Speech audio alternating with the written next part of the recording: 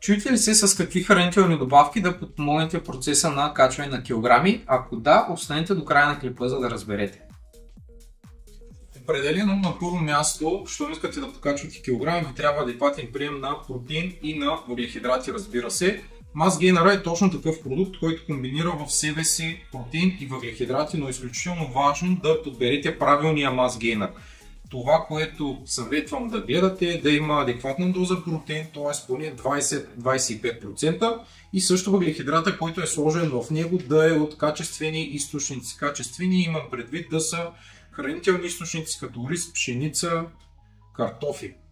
Продукта, който е Never е точно такъв гейнер. На второ място и напълно задължително един креатин да си вземете. Моят съвет е, ако имате възможност, ще вземете с патента Creapure, немски патент за качество и ще си гарантирате най-високо качество на самата суровина и разбира се едни аминокиселини.